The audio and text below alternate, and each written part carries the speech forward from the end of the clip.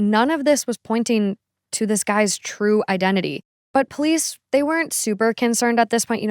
It was early, they had just found him, and they figured it would only be a matter of time before friends or family came forward, reported someone with similar features missing. But things only got more complicated from here, which brings us to our third clue, the autopsy results. Now, based on the autopsy, you can kind of see why people didn't really just assume he was dead from the start. There was no wounds, no sign of trauma. He had no blood on him. So the autopsy was really going to be critical to understanding what actually happened to him. The morning after he was found at around 7:30 a.m., a pathologist named Dr. John Dwyer performed a postmortem exam. It was estimated earlier that the man's time of death was about 2 a.m., so he had been deceased for about 7.5 hours when he was found. Dr. Dwyer guessed that he was probably about 45 years old. They noted that he was 5'11" inches tall with gray eyes, strawberry blonde hair that was beginning to go gray, and an overall healthy physique. This is something that they really kind of took note of during this autopsy report is he had these unusually large, well-built calf muscles. Like this is something that just gets repeated again and again about this case. And, they don't have a lot to go on, so they're speculating on anything they can. They also noticed that he had pointed toes. So because of this, they're thinking, hey, maybe he's a cowboy that's been wearing heeled boots. Maybe he's a ballet dancer or rides bikes long distances. That could explain the calf muscles and pointed toes.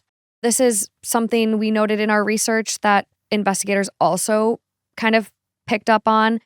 He wasn't circumcised, so he certainly wasn't of Jewish heritage, so that ruled out people to look at. But whoever he was, he seemed to care about his appearance, like we said. I mean, he was well-groomed, had just trimmed his nails before he died.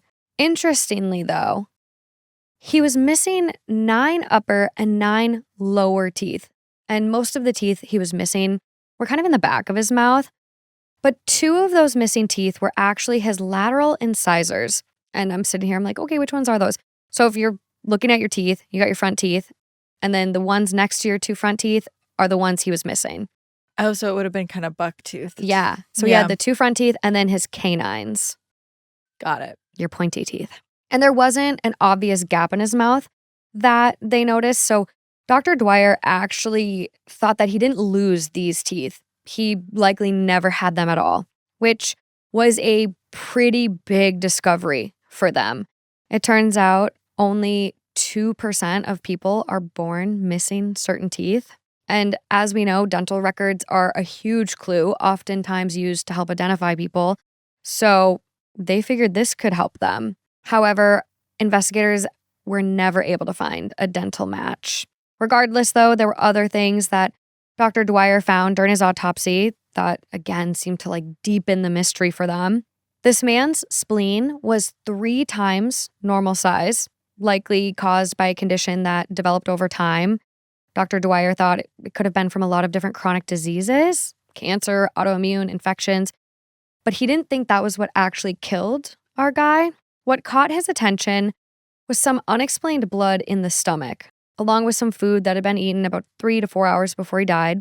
His liver showed signs of damage, and several other organs, including his brain, were also swollen.